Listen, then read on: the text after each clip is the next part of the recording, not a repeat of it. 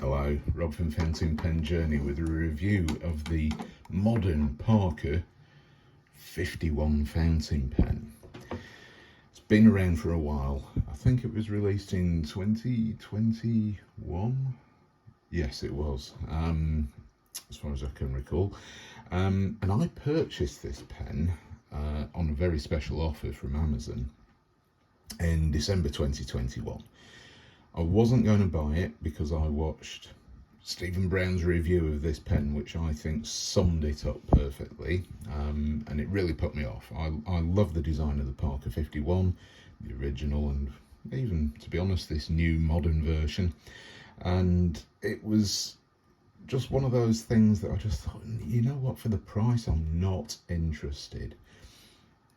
The reason I've never had a Parker 51, especially the vintage ones, it's quite simple. I don't like sack fillers. Sack filling fountain pens are just not for me. I know vintage pen enthusiasts really enjoy them, and they don't mind messing around with them, but messing around with a fountain pen that doesn't hold a lot of ink in its filling system, it's hard to clean, it's difficult to get a proper fill, doesn't hold a lot of ink, and just generally it's a faff. Cartridge converters, piston fillers, even vac fillers, far easier than sack fillers, in my opinion. So the modern Parker 51 is in fact a cartridge converter version of the pen, the classic Parker 51. Now, the design is very similar aesthetically, it's not the same. So I was kind of drawn to this as an alternative. In all honesty, I would still really like to buy a Parker 51 vintage fountain pen and just put up with the fact that it's got a sack filling system. I'd probably enjoy that pen. So anyway, the modern Parker 51. The reason I bought this was because Amazon had an amazing deal on it. It was like £34, I think. And it's the grey market. I know that Penboy Roy absolutely detests the grey market, but it's Amazon. Some business somewhere was making money out of that pen. So I bought one, and it was teal. This is the teal colour, which I actually really like. Really wanted this colour. Medium nib. So what's the Parker 51 all about? Well, it's the modern version, and there is this sort of conical type dome finial on top, the classic Parker arrow clip, metal cap.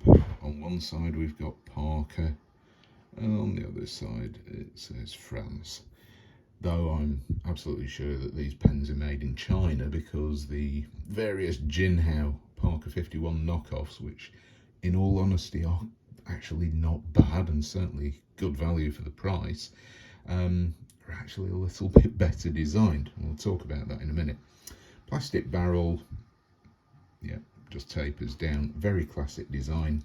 Screw cap, I shall just do this, about one turn. Metal cap,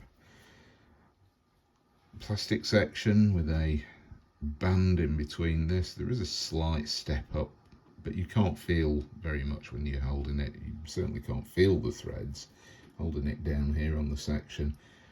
Hooded nib, which sticks out. It's a bit strange. There is a black plastic feed with no fins underneath, so the hooded nib does stick out, which is a bit of a strange design and not something that I'm particularly happy with. I just think it's, if you're going to have a hooded nib, have it reasonably flush, not a good 2.5mm air gap between, because this will not help with the nib drying out when the pen isn't in use. But as you can see, the pen itself, very comfortable to hold, not too thick, not too slim, good length, and of course it does post, and it posts deeply, and it posts securely, and it's a nice weight.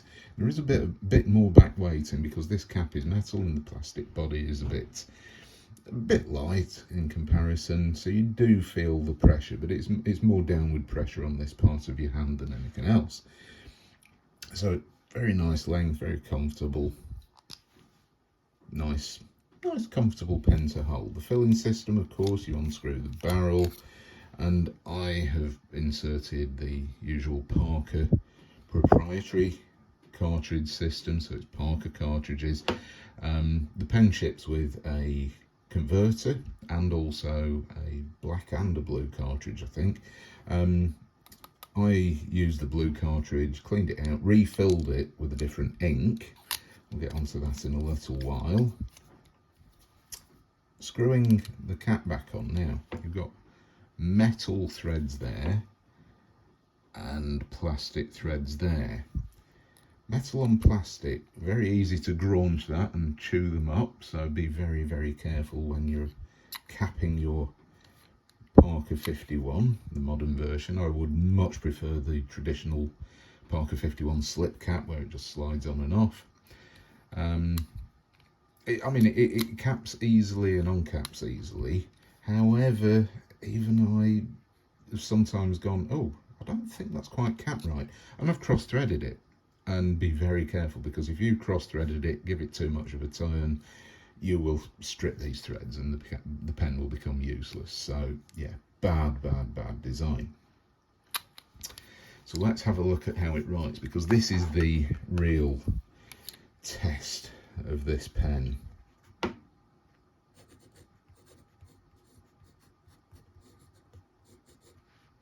it's the modern version of the Parker 51.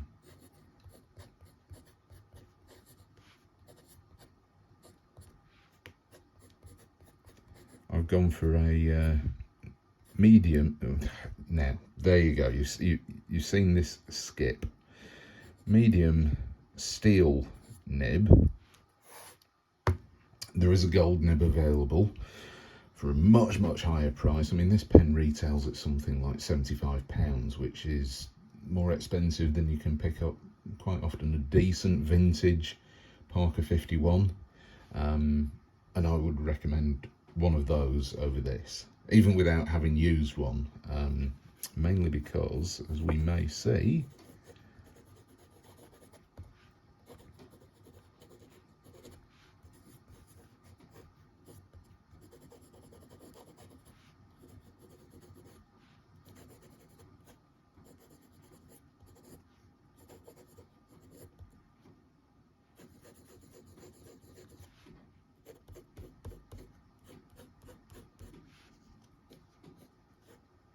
it's a stiff nib.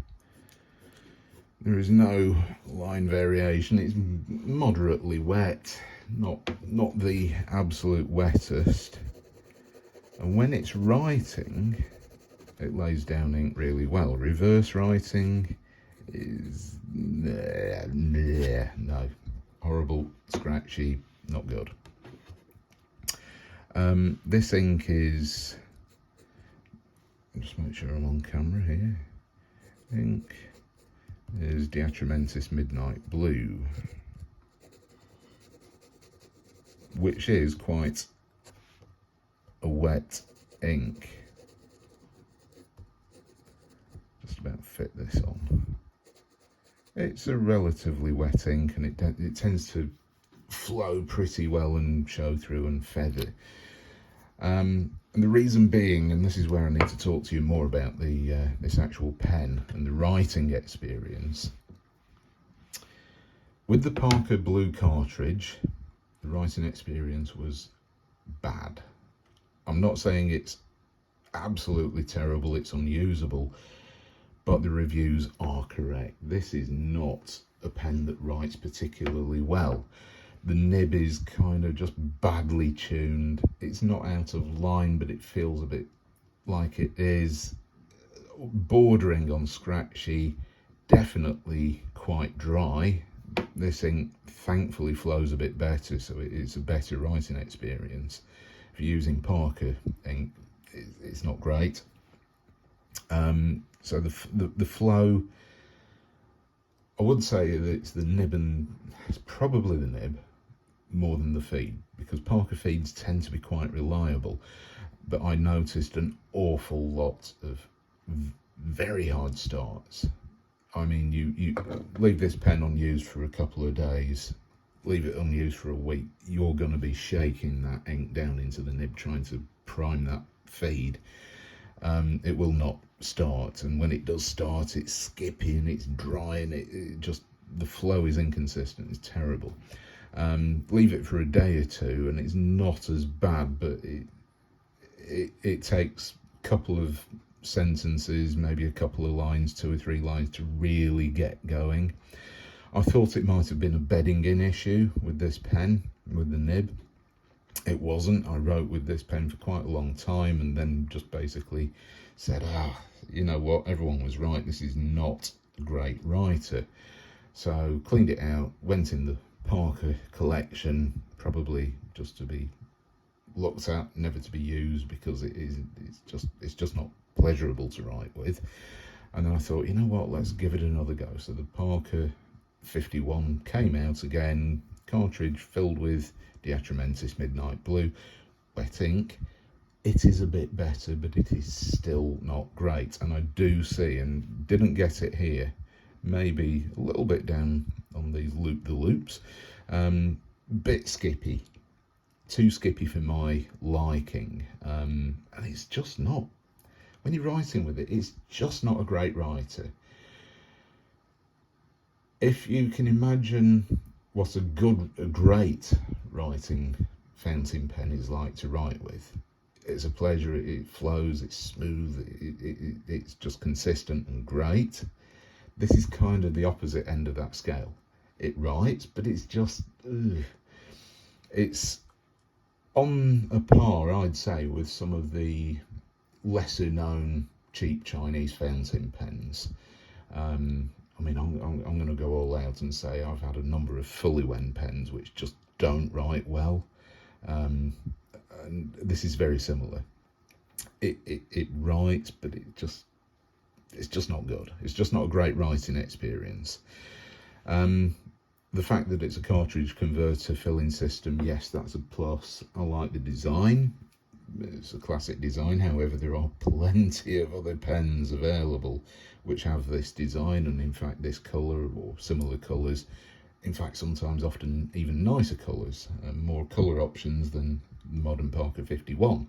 Nib sizes, you can get different nib sizes, and the gold nib, as I've mentioned, but quite honestly I wanted a medium nib anyway, so I was very pleased to get the teal version with the medium nib from Amazon for less than half price. But yeah, disappointing, real shame, because I was really looking forward to this pen, and it's I would say it's lived up to my expectations, unfortunately. So yeah, I will probably carry on using this as a bit of a daily writer, but it's not a pen that I'm going to be recommending in any way. It's far from perfect. Definitely the writing experience is not, it's just not good enough, and you expect more from this sort of heritage. I'm not talking about Parker, modern Parker, made in China, whatever. I'm just talking, you know, if you're going to redo a modern Parker 51, at least make it better than or as good as the original Parker 51. And this pen really, it just can't do it. It's no good. So there you have it. That's my take on the modern Parker 51. So thank you very much for watching, and I shall see you next time. Bye.